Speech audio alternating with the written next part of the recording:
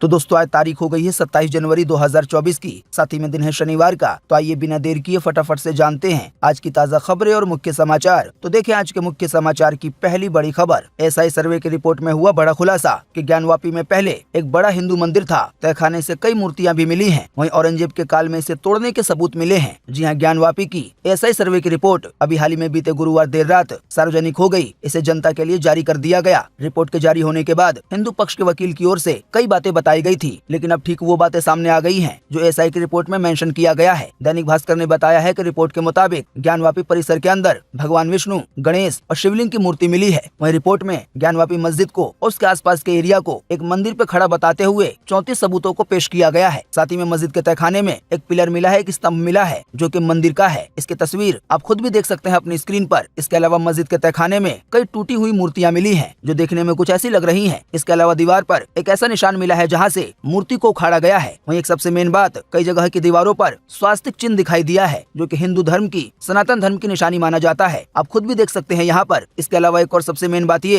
कि मस्जिद की जो पश्चिमी दीवार है वो पूरी तरह से नागर शैली में बनी हुई है, यानी कि ये पूरी दीवार एक मंदिर के डिजाइन में बनी हुई है। इस डिजाइन पर अपने इंडिया में कई और मंदिर बने हुए हैं। वहीं बताया गया 4 भाषाओं में भगवान शिव के 3 नाम लिखे हुए दिखे हैं। वहीं एसआई की टीम को ज्ञानवापी परिसर में मूर्तियों की कई आकृतियां भी मिली हैं, जिनकी तस्वीरें आप खुद भी देखें अपनी स्क्रीन पर। पहली तस्वीर है विष्णु भगवान की, दूसरी तस्वीर है गणेश जी की, वहीं तीसरी तस्वीर है जिसमें एक मूर्ति का हाथ है, वहीं चौथी तस्वीर है जो कि शिवलिंग की तरह है। आसान शब्दों में कहें तो कुल मिलाकर ज्ञानवापी मस्जिद में उसके आसपास के एरिया में एक बड़ा हिंदू मंदिर होने के सबूत मिले हैं। अब इसी कड़ी में एक और बड़ी खबर आ रही है कि अब ज्ञानवापी में पूजा होनी चाहिए, नमाज बंद कराने को कोर्ट जाएगा मंदिर पक्ष। जी हाँ, जैसा कि अभी आपने ज्ञानवापी मस्जिद को लेकर कई तरह के सबूत देखे। अब इतने सारे सबूत देखने के बाद हिंदू पक्ष का ये कहना है कि जो ज्ञानवापी मस्जिद है, जो ज्ञानवापी परिसर है, तो अब वहाँ पर पूजा की अनुमति मिलनी चाहिए। आप भी इसी वीडियो के नीचे कमेंट बॉक्स में कमेंट करके बताएं कितने सबूतों के मिलने के बाद क्या पूजा की अनुमति मिलनी चाहिए या नहीं। वहीं दोस्तों इसी बीच एसआई की रिपोर्ट पर असदुद्दीन ओवैसी का तीखा बयान सामने आया है। जैसा कि आप देख सकते हैं अपनी स्क्रीन पर, असदुद्दीन ओवैसी ने कहा कि एसआई बन गया है हिंदुत्व का गुलाम। ज्ञानवापी रिपोर्ट पर गुस्सा होने के बाद असदुद्दीन ओवैसी ने कही है ये बात। ताजा जानकारी ये है कि एसआई की रिपोर्ट में जो भी बातें बताई गई हैं, जो भी सबूत दिए गए हैं, उसको असदुद्दीन ओवैसी ने पूरी तरह से खारिज कर दिया है। वहीं इसी कड़ी में मुस्लिम पक्ष का भी तीखा तेवर देखने को मिला है। जैसा कि आप देख सकते हैं अगली खबर में मुस्लिम पक्ष ने कहा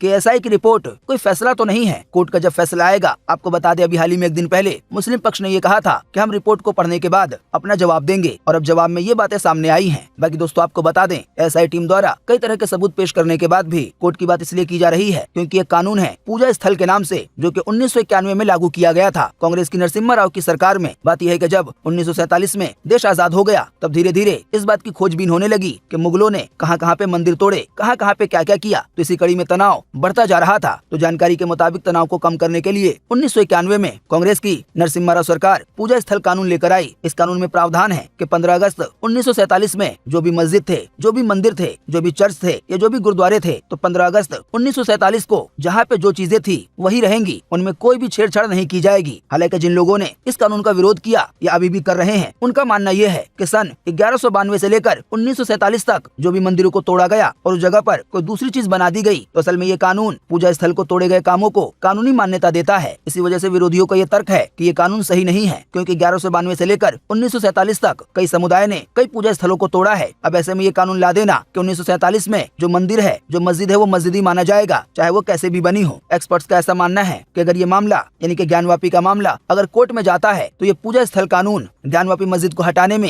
या उस पर फैसला सुनाने में अड़ंगा बन सकता है। हाँ, ये अलग बात है कि अगर कानून में कोई बदलाव कर दिया जाता है तो कई तरह की बातें मुमकिन हो सकती हैं। वहीं दोस्तों साथ ही में आपको बता दें कि राम मंदिर, बाबरी मस्जिद या ऐसी मस्जिदों का मामला अब यूएन तक पहुंच गया है। जैसा कि आप देख सकते हैं अगली खबर में कि पाकिस्तान ने उठाया यूएन में राम मंदिर का मुद्दा, कहा इससे भारत के मुस्लिमों और इस्लामिक विरासतों को खतरा है। साथ ही कहा ज्ञानवापी समेत कई मस्जिदें हैं निशाने पर। देखिए अगली खबर, आर्टिफिशियल इंटेलिजेंस के जरिए टेक्स्ट लिखकर बना सकेंगे वीडियो। गूगल ने एआई मल्टी मॉडल ल्यूमर लॉन्च किया है। इसके जरिए फोटो भी वीडियो में कन्वर्ट हो जाएगी। गूगल का ये नया एआई मॉडल एक टेक्स्ट टू वीडियो और इमेज टू वीडियो मॉडल है। आसान शब्दों में कहें तो आप जो भी लिखेंगे, आपकी जो भी कल्पना है, आप जो भी लिख कर देंगे गूगल के ल्यूमर को, वो आपके लिखे गए कल्पना को एक वीडियो बना देगा। ऐसे ही आप ल्यूमर को कोई भी फोटो देंगे तो वो उसको एक वीडियो में कन्वर्ट कर देगा, और ये सब कुछ होगा एआई के जरिए। देखिए अगली खबर, बीते रोज गणतंत्र दिवस के मौके पर कर्तव्य पथ पर अयोध्या के रामलला की झांकी देखने को मिली। वहीं इसरो के चंद्रयान 3 की सॉफ्ट लैंडिंग की झांकी भी देखने को मिली। जी हाँ, 75 75वां गणतंत्र दिवस कई मायनों में बेहद ही खास रहा। सबसे पहले खास बात ये कि बीते रोज कर्तव्य पथ पर रामलला की झांकी देखने को मिली। साथ ही में अभी हाल ही में इसरो ने, हमारी देश की स्पेस एजेंसी ने, जो चंद्रमा के साउथ पोल पर सॉफ्ट लैंडिंग की थी, इसकी भी झांकी दिखाई गई। वहीं इस बार के गणतंत्र दिवस के कार्यक्रम में महिलाओं की परेड का खास ध्यान रखा गया। कई ऐसी झांकियां निकली जिनमें महिलाओं ने पहली बार हिस्सा लिया। देखिए अगली खबर, गेहूं की समर्थन मूल्य पर खरीद 10 मार्च से होगी, पंजीयन शुरू हो गया है। जी हाँ, लोकसभा चुनाव की संभावना देखते हुए सरकारी स्तर पर गेहूं की खरीद 1 महीने पहले 10 मार्च को ही शुरू हो जाएगी और ये 30 जून तक चलेगी। वैसे हर बार गेहूं की खरीद 15 अप्रैल तक होती है, लेकिन इस साल लोकसभा चुनाव के मद्देनजर ये फैसला लिया गया है। अधिक जानकारी के लिए किसान टोल फ्री नंबर पे कॉल कर सकते हैं, जो है 1800-180-6030। देखें अगली खबर, वर्ल्ड कोर्ट में इजराइल के खिलाफ हुई सुनवाई। कोर्ट ने कहा फिलिस्तीनियों की सुरक्षा करे इजराइल। हालांकि कोर्ट ने हमले रोकने का आदेश नहीं दिया। जी हाँ, आप नहीं जानते हैं तो आपको बता दें, जिस तरह से हर देश में हाई कोर्ट होता है, सुप्रीम कोर्ट होता है, तो ऐसे ही एक वर्ल्ड कोर्ट है। यानी कि जब किसी दो देश के बीच कोई मामला हो जाता है या कोई ऐसा मामला हो जाता है जो देश के अंदर सॉल्व नहीं हो रहा है, वैसे मामलों को वर्ल्ड कोर्ट में लाया जाता है। तो अभी हाल ही में इजराइल हमास जंग को लेकर वर्ल्ड कोर्ट में सुनवाई हुई। इस दौरान कोर्ट ने इजराइल से गाजा पट्टी में नरसंहार रोकने के लिए कोशिश और इस मामले में ठोस उपाय ढूंढने का आदेश दिया है। नरसंहार को बढ़ावा देने वाली जो भी एक्टिविटी हो रही है उसको रोकना होगा और ऐसा करने वालों को सजा देनी होगी। हालांकि इन सबके बावजूद भी कोर्ट ने गाजा में चल रहे इजराइल के सैन्य अभियान को खत्म करने का आदेश नहीं दिया। यानी कि ये नहीं कहा कि जंग को पूरी तरह से रोक दिया जाए। देखिए अगली खबर, निजामुद्दीन औलिया की दरगाह पहुंचे फ्रांस के राष्ट्रपति इमैनुएल मैक्रों। यहाँ पर वो आधे घंटे से ज्यादा रुके, चादर भी चढ़ाई, कवाली भी सुनी। देखिए अगली खबर, नीतीश कुमार और तेजस्वी यादव 1.5 घंटे तक साथ रहे पर बात नहीं की। वहीं भाजपा के साथ जाने पर सुशील मोदी बोले जरूरत पड़ने पर दरवाजा खुल सकता है। जी हाँ, शायद आप जानते होंगे बिहार में सियासी संकट बना हुआ है। चारों तरफ ये बातें चल रही हैं कि नीतीश कुमार दोबारा बीजेपी में शामिल हो सकते हैं और इसकी संभावना और बढ़ गई है, क्योंकि अभी हाल ही में लगभग 1.5 घंटे तक एक कार्यक्रम में नीतीश कुमार और तेजस्वी यादव साथ बैठे रहे लेकिन कोई बात नहीं की। देखिए अगली खबर, जज का जज से हुआ है विरोध। दोनों ने एक दूसरे पर आरोप लगाया है कि राजनीतिक दल के लिए काम कर रहे हैं। अब देश के सबसे बड़े कोर्ट सुप्रीम कोर्ट में 5 जज करेंगे इस पे सुनवाई, जो कोलकाता हाई कोर्ट के 2 जजों से जुड़ा हुआ है। दरअसल कोलकाता हाई कोर्ट के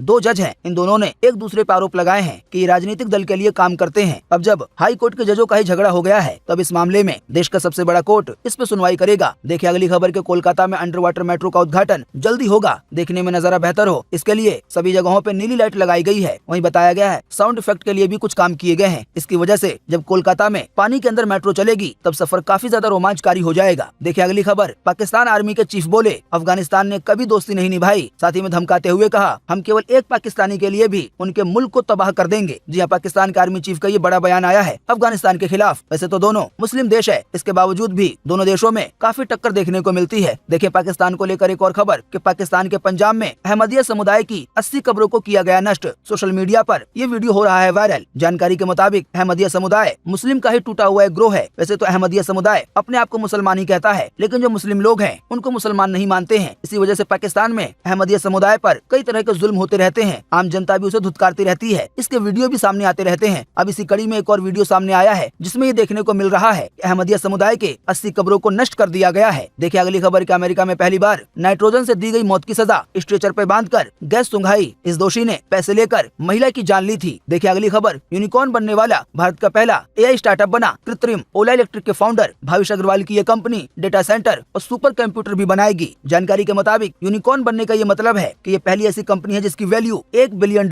यानी कि करीब 11,636 करोड़ हो गई है। देखिए अगली खबर का अयोध्या के राम मंदिर में आरती और दर्शन के समय में फिर हुआ बदलाव। जानकारी के मुताबिक राम भक्तों की भारी भीड़ को देखते हुए बार बार नए बदलाव किए जा रहे हैं। नया टाइम टेबल कुछ इस तरह है कि अब सुबह 4:30 बजे मंगल आरती होगी, फिर सुबह 6:30 बजे श्रृंगार आरती होगी, इसको उत्थान आरती भी कहते हैं। फिर रामलला के दर्शन के लिए भक्तों के लिए मंदिर के कपाट सुबह 7 बजे खुल जाएंगे। फिर भोग आरती दोपहर 12 बजे होगी, संध्या आरती शाम 7:30 बजे होगी, रात्रि भोग आरती रात 9 बजे होगी और शयन आरती रात 10 बजे होगी। फिर 10 बजे के बाद मंदिर के कपाट बंद हो जाएंगे। देखिए राम मंदिर को लेकर एक और बड़ी खबर आ रही है कि राम मंदिर पे अभी तक 1800 करोड़ खर्च हुए हैं, 2000 करोड़ और लगेंगे। आने वाले दिसंबर के महीने तक मुख्य मंदिर तैयार हो जाएगा, लेकिन राम मंदिर का पूरा प्रोजेक्ट आसपास की जो भी चीजें हैं वो सभी अगले साल यानी कि 2025 तक तैयार होंगी। हालांकि आपको बता दें 3200 करोड़ का दान मंदिर के लिए पहले ही मिल चुका है और दान की रकम में बढ़ोतरी दिन पर दिन होती जा रही है। साथ ही आपको पता होगा कि राम मंदिर का एक बहुत बड़ा हिस्सा जो दान के पैसे मिले हैं उस पर जो ब्याज मिला है उससे ही बन के तैयार हो गया है। आप खुद ही सोच सकते हैं कि अगर 3200 करोड़ है तो इसमें जो ब्याज मिलेगा वो भी करोड़ों में होगा। देखिए ऐसी ही एक और खबर के बंगाल के मायापुर में बन रही है कृष्ण की लीला नगरी। इसको बनाने में शामिल है 10 देशों के 10,000 से ज्यादा एक्सपर्ट।